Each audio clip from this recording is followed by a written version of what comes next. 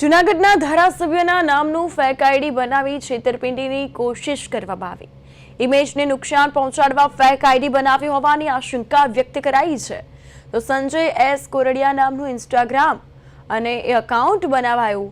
આ એકાઉન્ટ પર ધારાસભ્ય સંજય કોરડિયાના ફોટાનો ઉપયોગ પણ કરાયો હોવાનો એક આઈઆરમાં ખુલાસો થયો છે અને ઉલ્લેખ પણ કરાયો છે.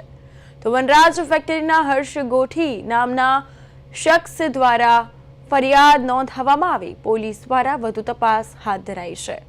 ફેક આઈડી બનાવી છેતરપિંડીની કોશિશ કરવામાં આવી છે. ધારાસભ્યના નામનું ફેક આઈડી બનાવ્યું હોવાનું સામે આવ્યું છે.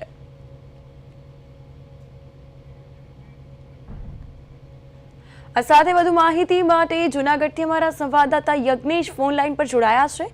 યજ્ઞેશ, ફેક આઈડી બનાવી છેતરપિંડીની કોશિશ કરાઈ છે, પણ ધારાસભ્ય સાથે શું વધુ અપડેટ્સ?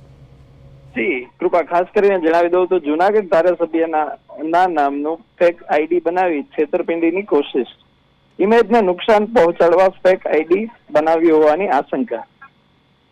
સમગ્ર મામલો બી ડિવિઝનમાં પોલીસ ફરિયાદ દાખલ કરાઈ.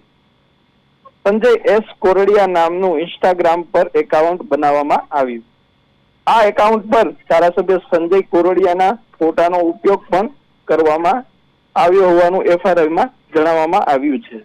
વનરાજ ફેક્ટરી નામના હર્ષ ગોઠી નામના શખ્સે નોંધાવી ફરિયાદ. જી બિલકુલ, તમામ માહિતી બદલ આપનો આભાર.